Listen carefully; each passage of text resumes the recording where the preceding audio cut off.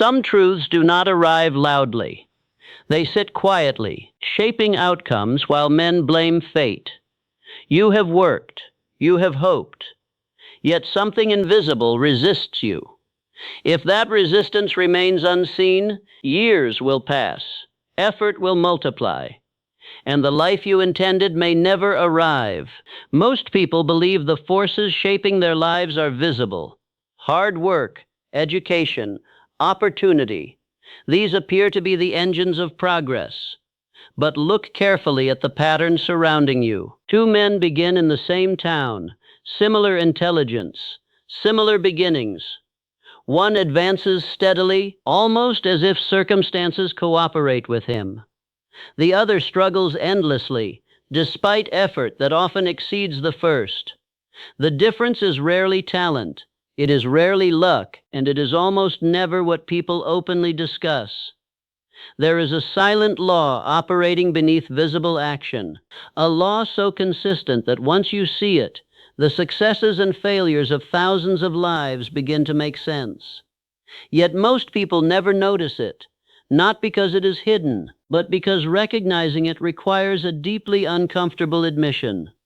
The admission is this: many of the results you attribute to circumstance are actually responses to forces you are broadcasting every day, not through words, through identity. Now pause for a moment, because this is where most minds quietly retreat. They prefer a simpler explanation. They prefer to believe outcomes are random or controlled by conditions outside themselves. Why? Because if the hidden law is real, then something else must also be real. Responsibility that reaches deeper than effort. Responsibility that reaches into the invisible structure of your thinking, and most people have never been taught how dangerous that structure can be. They are told about goals, they are told about ambition, they are told to work harder, but the true battlefield, the one determining whether opportunity approaches or avoids you, is rarely discussed. There is a reason for that.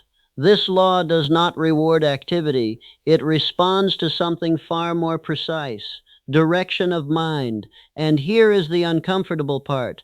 Most people do not possess direction, they possess motion. There is a difference. Motion feels productive, it fills the day, it satisfies the conscience, but direction, real direction, requires something most individuals quietly avoid: decision. A final decision, not a temporary preference, not a hopeful wish, a decision so definite that the mind reorganizes itself around it. Very few people ever reach that point. They drift instead, and drifting has a peculiar quality. It feels normal. You wake, you work, you respond to problems, you pursue small improvements. Life appears active, but beneath the surface, the mind remains undecided about its ultimate destination. Napoleon Hill referred to this condition as drifting. He observed it in thousands of individuals across decades of interviews with industrial leaders and ordinary workers alike. Drifting is not laziness. In fact, many drifters work tirelessly. Drifting is something far more subtle. It is the absence of a fixed internal command, and when that command is missing, the mind becomes receptive to every surrounding influence: fear, doubt, other people's expectations, temporary setbacks. All of these forces quietly begin steering the individual, not dramatically, gradually, almost politely, until years later, the person looks at their life and asks a painful question: how did I arrive here? They remember effort, they remember intentions, but the destination does not match the original dream. Here is the truth that unsettles many people when they first confront it. The law of attraction at its deepest level is not responding to what you wish. It is responding to what your mind has accepted as normal. That distinction changes everything, because wishes are weak signals. They come and go. They appear during moments of inspiration, then disappear under the weight of daily routine. Normality, however, is constant. Your subconscious mind organizes your behavior, expectations, and perceptions around what it believes your life should look like. Not what you say you want, what you believe you deserve, and that belief is rarely examined. It forms quietly over years, through repeated thoughts, through childhood conditioning, through the subtle influence of failure, criticism, comparison. Little by little, a silent identity emerges, an identity that determines how high you aim, how long you persist, how much success feels appropriate before discomfort appears. This is the invisible governor on human potential. Most people never notice it, but the law notices, always. Consider something that few are willing to say aloud. There are individuals who unconsciously repel the very opportunities they claim to desire, not intentionally, but predictably. When opportunity approaches, it introduces uncertainty, responsibility, risk of criticism. And if the subconscious identity is not prepared for that level of expansion, something curious happens. Procrastination appears, doubt appears, energy fades, the opportunity slips away. Then the person explains the outcome through external reasons, bad timing, bad luck, unfair circumstances. But beneath those explanations, the law has already done its work. It responded not to desire, but to identity. An identity is shaped by one factor above all others, your dominant thoughts, not the occasional positive idea, your habitual internal dialogue, what you repeatedly tell yourself about your abilities, your future, your limits. Autosuggestion, Hill called it, the process by which repeated thoughts become accepted truth within the subconscious mind. Most people practice autosuggestion constantly, but they do so unconsciously. Every complaint, every quiet fear, every assumption about what people like me can or cannot achieve. These are instructions, and the mind obeys them faithfully. The law of attraction responds to them with mechanical precision, which means something unsettling may also be true. The very struggles you are fighting may be sustained by instructions you do not realize you are giving. Pause with that thought. Because the moment a person sees this pattern clearly, something inside them begins to shift. External blame loses its comfort. Excuses lose their protection. And a deeper question begins to form. If the mind truly broadcasts the conditions of your life, then what invisible signal have you been sending? And more importantly, who taught you to send it? That answer leads directly to the hidden enemy most people never identify. An enemy so ordinary, so socially accepted, that it rarely appears dangerous. Yet it quietly determines whether the law works for you or against you. And until you see it, you will continue working harder while the results remain strangely limited. Because the real controller of the law of attraction is not desire. It is something far more powerful, something already shaping your decisions every day. There is a quiet mistake most people make when they first hear about attraction. They assume the law is about desire. They believe that wanting something intensely will somehow pull it toward them. So they try. They visualize success.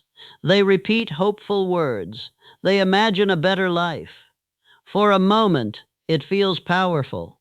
Then life resumes, bills return, doubt returns, old habits quietly reclaim their position. And after some time passes, the individual begins to suspect something discouraging. Perhaps the law is exaggerated. Perhaps it works only for a rare few. Perhaps success is still determined by luck. This quiet disappointment spreads through the mind like fog. But the failure did not come from the law. It came from misunderstanding the enemy standing directly between desire and results. The enemy is not outside you. It is not circumstance. It is not competition. It is a mental condition so common that nearly every person grows up inside it. Napoleon Hill called it drifting. And drifting is far more destructive than laziness because the drifter believes he is trying. Look closely at the average day of an intelligent, hard-working person who feels stuck. They wake with good intentions, they perform their duties responsibly, they solve problems, they pursue improvements. On the surface, everything appears disciplined, yet beneath this activity, something is missing. The mind has not issued a final command.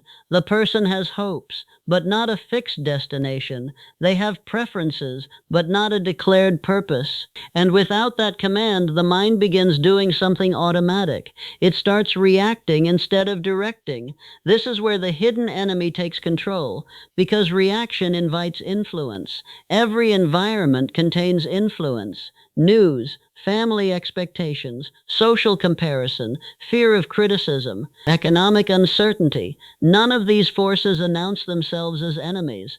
They arrive quietly, disguised as normal thinking, and if the mind is not anchored by a definite purpose, those influences begin rewriting the individual's internal story, not dramatically, gradually. The person begins to think, maybe I should be realistic. Perhaps success is harder for someone like me. Maybe stability is more important than ambition. Each thought appears reasonable, responsible, even wise, but beneath the surface something dangerous is happening. The subconscious mind is receiving a new instruction: reduce the vision, lower the aim, avoid risk. And once the subconscious accepts that instruction, the law of attraction responds with brutal loyalty, not to your dreams, to your dominant instructions. This is why effort alone often fails, because effort can be temporary, identity is constant. You may work intensely for weeks, even months, but if your internal identity still expects limitation, the mind will eventually guide you back toward the familiar, through hesitation, through distraction, through procrastination that appears logical. And here is the most dangerous part. Procrastination rarely feels like fear. It disguises itself as preparation. You tell yourself you are waiting for the right moment, waiting for more information, waiting until conditions improve. But the truth, when examined honestly, is often simpler. You are waiting to feel safe. And safety is the favorite tool of drifting, because safety protects the current identity. Consider something quietly observed in the lives of extraordinary builders of wealth and influence. Andrew Carnegie did not drift into industrial dominance. Henry Ford did not casually stumble into reshaping transportation. Thomas Edison did not accidentally produce relentless invention. Each of these individuals operated under a condition that most people never establish. Their minds were commanded by a definite purpose, not a vague hope, a fixed internal directive. Once that directive is established, something remarkable happens inside the human mind. Energy reorganizes, attention sharpens, opportunities that once appeared invisible suddenly become obvious. Not because the world changed, because the mind began filtering reality differently. The drifting mind sees obstacles first. The directed mind sees paths. But drifting cannot simply be removed by motivation, because drifting is not a lack of energy, it is a lack of decision. And decision is far more threatening than people realize.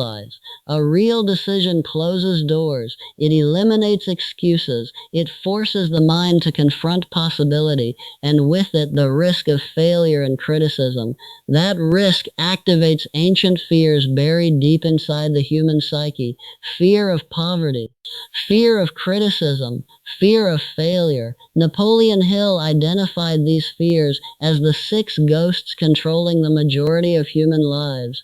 They rarely appear dramatically. They whisper. They suggest caution. They recommend moderation. They encourage patience when action is required. And because these whispers feel rational, people obey them without realizing what is happening. They believe they are being sensible, responsible, but in reality, they are being controlled by fear disguised as wisdom. And the law of attraction continues its quiet work, responding to the dominant emotion behind your thinking. If that emotion is fear, the mind will unconsciously attract conditions that justify caution. Small opportunities, limited expectations, predictable outcomes, not because the universe is cruel, because the mind is consistent. The law is not mystical, it is mechanical. Thought repeated becomes belief. Belief shapes identity. Identity guides behavior. Behavior produces results, and those results appear to confirm the belief that created them. This is the loop trapping millions of capable people in lives far smaller than their potential. They are not incapable. They are not unlucky. They are drifting under the quiet command of fear, working hard, but moving in circles. Now, here is the unsettling question most individuals avoid asking themselves. If drifting is the enemy, then when did it begin? Was it after a failure that shook your confidence? Was it after criticism that made ambition feel dangerous? Was it when society quietly taught you to lower expectations in the name of realism? Most people never trace the moment, but the moment exists because no child begins life drifting. Children aim boldly, they imagine freely, they decide quickly. Drifting is learned, installed gradually by experience and environment, which leads to a realization that changes everything. If drifting was installed, it can also be removed, but removing it requires confronting a truth that many people resist for years. The moment drifting ends, responsibility becomes absolute. No more blaming circumstances, no more waiting for encouragement, no more hoping someone else will recognize your potential, because once a definite purpose is established, the mind becomes accountable for executing it, and that realization is exactly where many people hesitate. They sense the power of decision, but they also sense the weight that comes with it, and so they pause, they delay, they continue working, while quietly postponing the one commitment that would reorganize their entire life. But there comes a point where hesitation becomes impossible, a point where the evidence of drifting becomes too obvious to ignore, a point where the mind recognizes something unsettling. The life you are experiencing today may not be the result of circumstances at all. It may be the predictable outcome of an identity that has never issued its final command. And once that realization arrives, something inside you begins to break, because you can no longer pretend the problem is outside your control. You begin to see the pattern, and once the pattern becomes visible, you cannot unsee it. Which raises a deeper and more uncomfortable question. If drifting has been quietly shaping your life for years, then what would happen the moment it ends? There comes a moment in every life when a quiet illusion collapses. It does not collapse loudly. There is no audience, no dramatic announcement, just a slow, undeniable realization.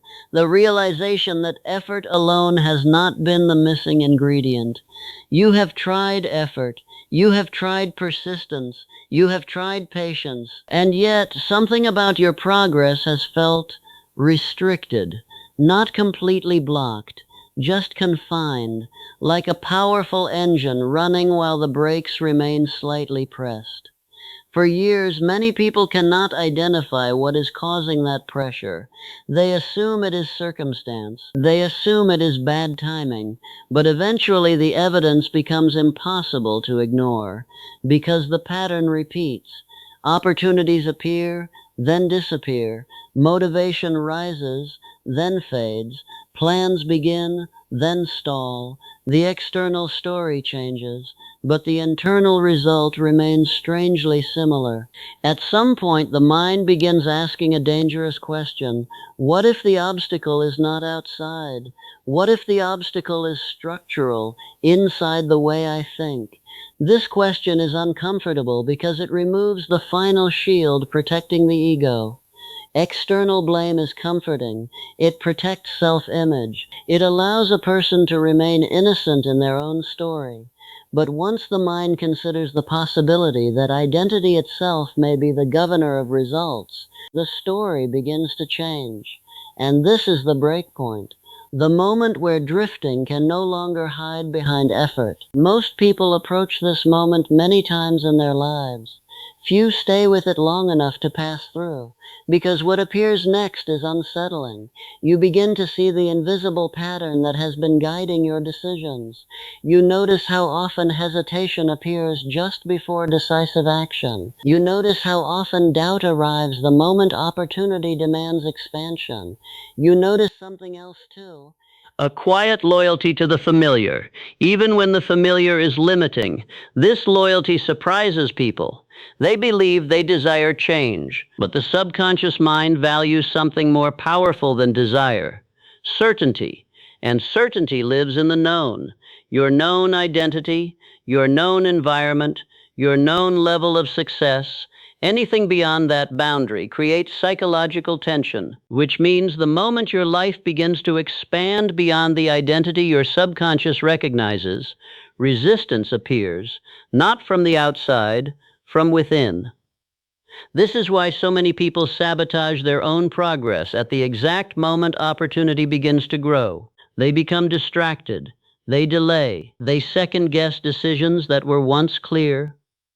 From the outside, this behavior looks irrational. From the inside, it feels justified, because the subconscious mind is protecting stability, not success, and the law of attraction continues responding to that stability. This is the part few teachings explain. The law does not reward ambition alone. It rewards alignment. Alignment between the conscious goal and the subconscious identity. Without that alignment, ambition becomes a temporary visitor. It inspires you briefly, then disappears beneath the gravitational pull of your old self-concept. Now pause here, because this is where many people feel something difficult. A quiet recognition. You may begin to see how often you have approached the edge of transformation only to retreat. Not because you lacked ability, but because your internal identity had not yet expanded enough to contain the result you desired. Think carefully. Have there been moments when success approached and something inside you became strangely uncomfortable? Moments when progress demanded visibility, responsibility, criticism? Moments when the next step required you to become a different version of yourself? Those moments are revealing because they expose the invisible border of your current identity, and until that border changes, your life will continue orbiting within it. Napoleon Hill discovered this pattern repeatedly while studying individuals who rose from ordinary circumstances into extraordinary influence. Their transformation did not begin with opportunity. Opportunity arrived later.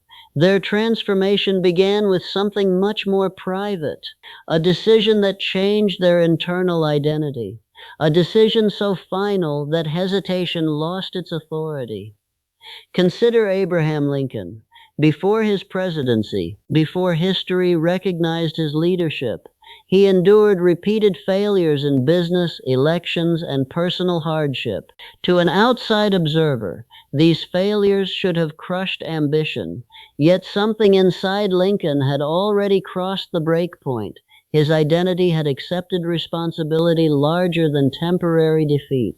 And once that identity solidified, circumstances gradually reorganized around it. The same pattern appeared in industrial leaders, inventors, and builders of immense enterprises.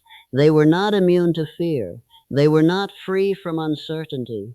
But at some moment, often quiet and unseen, they stopped negotiating with doubt.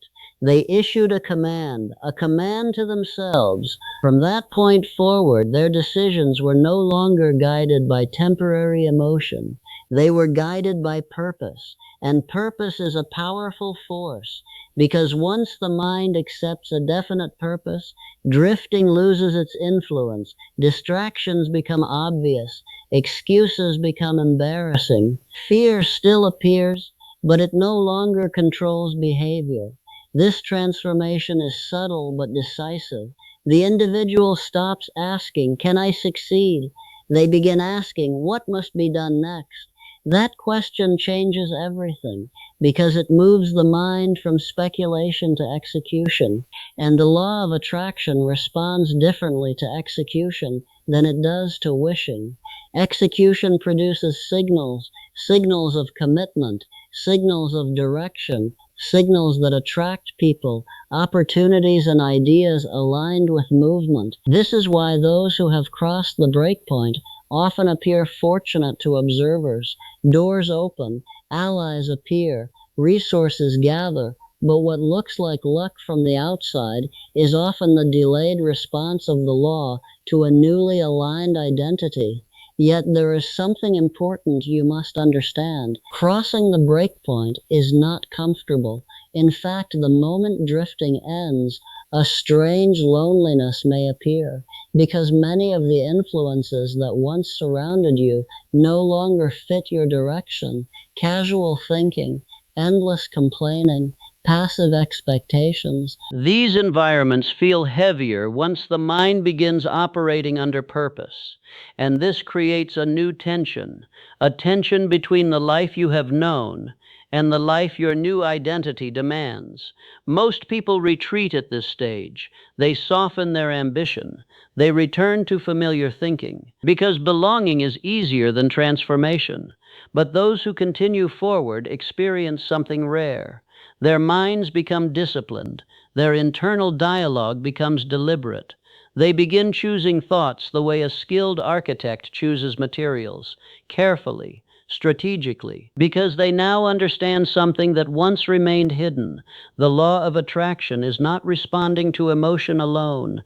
It is responding to mental discipline, and mental discipline requires replacing drifting with something stronger, a force capable of guiding thought even in moments of uncertainty, a force capable of silencing fear long enough for action to continue.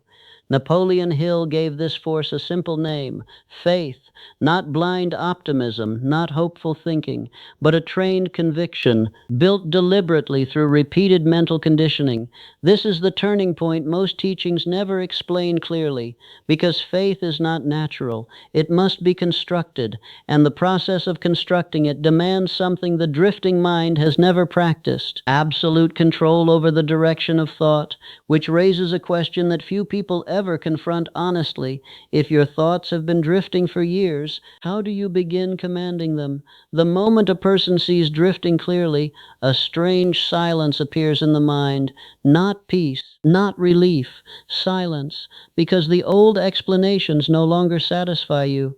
Blaming circumstances begins to feel dishonest. Complaining begins to feel weak. Even the language you once used to describe your limitations starts to sound foreign. You begin to realize something uncomfortable. For years, your mind has been left unattended. Thoughts arrived, thoughts repeated, thoughts shaped belief, and belief quietly shaped your identity, all without deliberate supervision. This realization creates a choice. You can return to the old condition, allowing thoughts to wander wherever habit sends them, or you can replace drifting with something entirely different. Command, but command over the mind does not begin with force. It begins with structure. And the structure required is something Napoleon Hill insisted upon with unusual intensity: definiteness of purpose. Not a wish, not a vague direction, a purpose so specific that your mind can organize around it with mechanical clarity. This is where most people hesitate again. They say they want success, but when asked to define it with precision, uncertainty appears. Income levels become vague, impact becomes abstract, timelines become flexible. Why? Because precision introduces accountability. Once the destination is clearly defined, every day without progress becomes visible. Drifting hides inside ambiguity. But a definite purpose removes that hiding place, and the mind senses this immediately. It resists, it suggests waiting, it proposes keeping options open, but the truth is simple. A mind with too many options rarely moves far in any direction. Decision compresses energy, indecision scatters it. The great builders of wealth and influence understood this instinctively. Henry Ford did not explore dozens of mechanical directions simultaneously. He focused relentlessly on one vision, producing a motor vehicle simple enough for the ordinary worker. Andrew Carnegie did not wander across industries seeking interesting opportunities. He committed himself to steel with almost obsessive concentration. Their results were not accidents. They were the natural outcome of directed thought sustained long enough to reorganize reality around it. But here is where something deeper enters the process. Once your purpose is defined, a second force must replace drifting: faith. Now pause, because this word has been misunderstood so often that many people dismiss it immediately. They associate it with blind optimism or naive belief. But the faith Hill described operates very differently. It is not passive, it is engineered, constructed through a process called autosuggestion. Earlier we spoke about autosuggestion as an unconscious habit, the quiet repetition of thoughts that gradually become belief. Most people practice negative autosuggestion constantly. They repeat stories of limitation. They rehearse memories of failure. They predict disappointment before events unfold. And after repeating these internal messages thousands of times, the subconscious accepts them as truth. Faith reverses that process deliberately, through repetition, through emotional intensity, through disciplined focus on the chosen purpose. The individual begins feeding the mind a new set of instructions, clear statements of intention, clear visualizations of the desired outcome, clear expectations about the identity required to produce that outcome. At first, the mind resists. It calls the statements unrealistic. It introduces memories contradicting the new vision. But repetition begins to weaken that resistance. Gradually, the subconscious starts accepting the possibility, and when the subconscious accepts possibility, behavior begins to change. Energy increases, initiative appears, ideas arrive. You begin acting in ways that align with the new identity, not because motivation is constant, but because belief has begun shifting. This is the moment where the law of attraction becomes visible in practical form, not as magic, but as alignment. Your internal identity begins matching the life you seek to create, and once that alignment strengthens, the world responds differently. You notice opportunities earlier. You communicate with greater conviction. You attract individuals whose ambitions resonate with your direction. This phenomenon led Hill to describe another principle often misunderstood, the mastermind principle. Most people imagine success as an individual achievement, but those who understand the law recognize something else. Minds influence one another. Ideas multiply when placed in cooperative environments. Faith strengthens when reinforced by individuals pursuing compatible purposes. This is why every major enterprise in history has been supported by a circle of aligned thinkers. Carnegie had advisors. Edison had collaborators. Even the most determined individuals surrounded themselves with minds that amplified belief instead of weakening it. Because belief is fragile in isolation, the world constantly introduces doubt, criticism, skepticism. Without reinforcement, even strong minds can begin drifting again, which is why the replacement of drifting requires three disciplines working together: definite purpose, faith constructed through autosuggestion, and association with minds moving in the same direction. When these three forces align, something remarkable happens. Your thinking becomes organized, your decisions become faster, your energy becomes concentrated, and the law of attraction responds with increasing precision. Yet there is one final transformation required before the law begins operating at its highest level, because even with purpose, even with faith, even with supportive associations, one silent enemy still attempts to reclaim control: fear. Fear does not disappear simply because you decide to succeed. In fact, it often becomes louder, because progress introduces visibility, responsibility, and the possibility of failure in front of others. These conditions awaken the deepest fears Hill identified: fear of criticism, fear of poverty, fear of failure. They whisper subtle warnings: slow down, be careful, do not risk too much.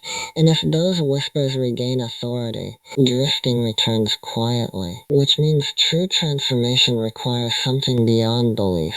It requires self-discipline. The ability to choose action even while fear speaks, not recklessly, but deliberately. Self-discipline is the gatekeeper of the law of attraction, because the law rewards sustained direction, not occasional enthusiasm.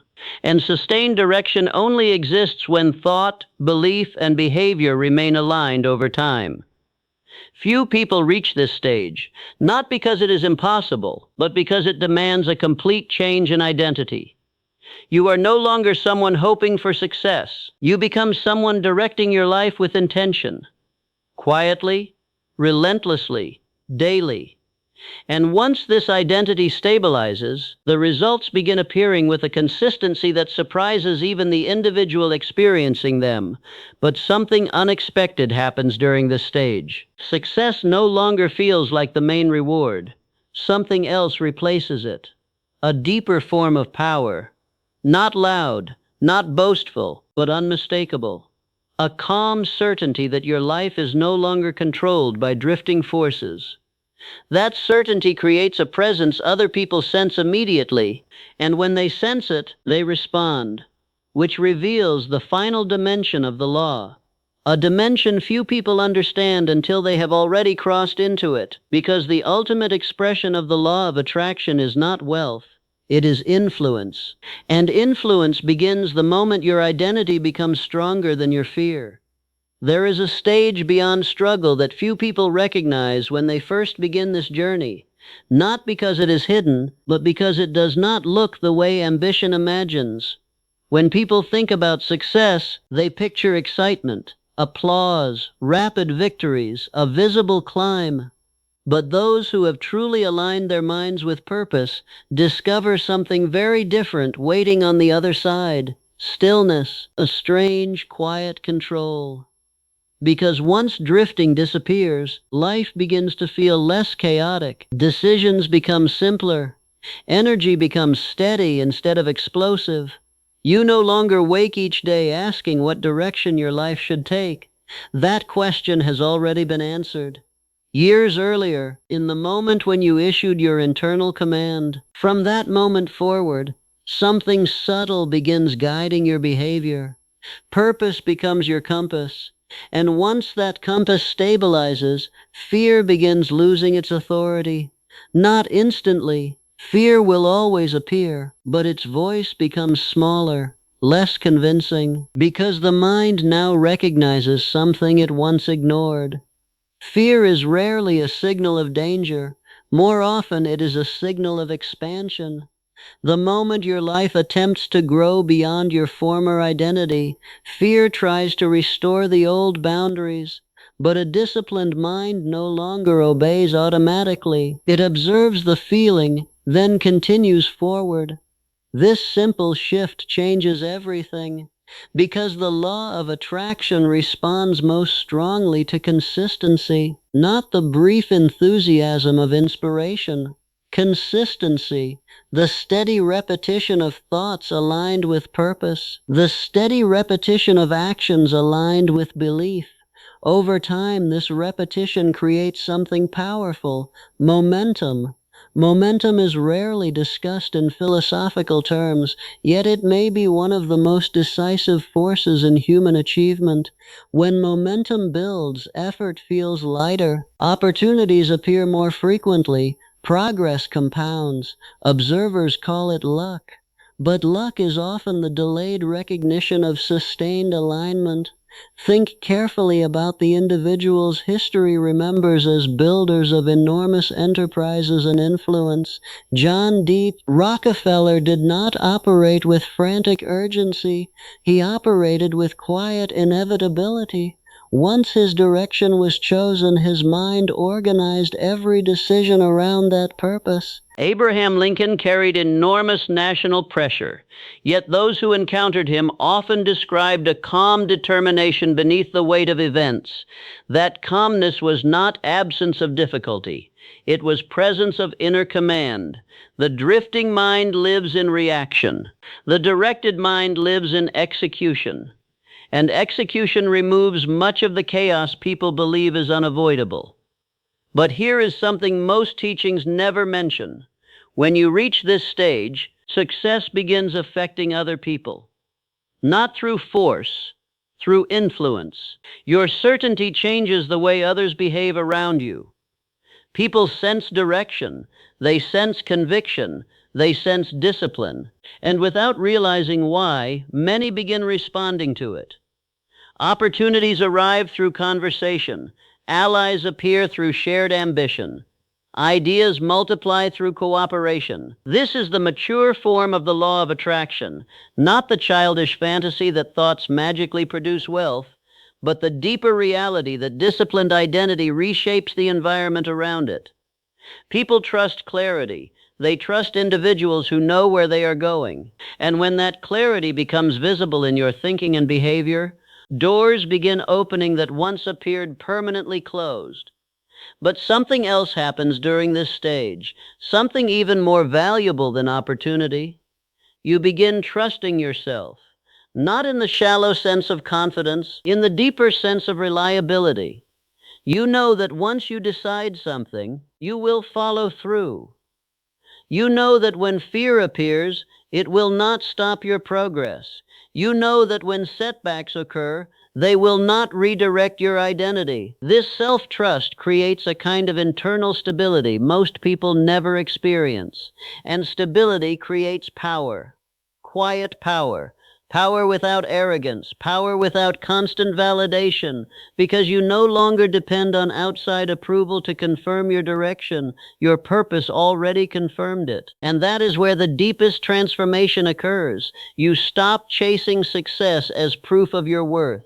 Instead, success becomes a byproduct of who you have chosen to become. This shift may be the final secret hidden within the law of attraction. The law is not primarily about acquiring, it is about becoming. When the internal identity becomes disciplined, purposeful, and faithful, external results begin reflecting that structure.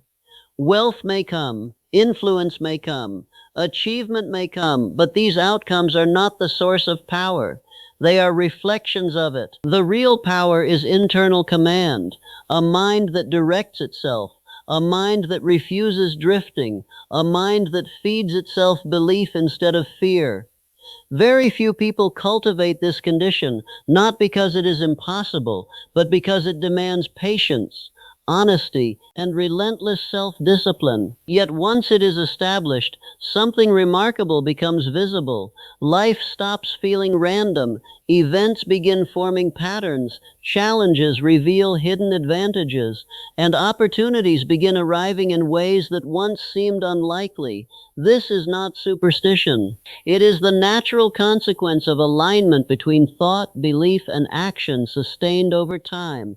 The law was never secret because it was hidden. It was secret because most people were never taught how seriously their own thinking shapes their reality, and so they drift, working, trying, hoping, never realizing that the most powerful force shaping their future has always been operating quietly inside their own mind. But once you see it, truly see it, drifting becomes impossible to tolerate.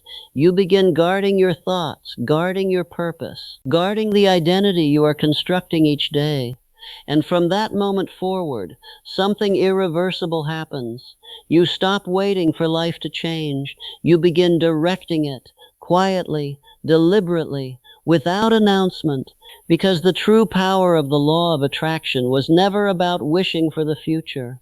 It was about becoming the person capable of commanding it.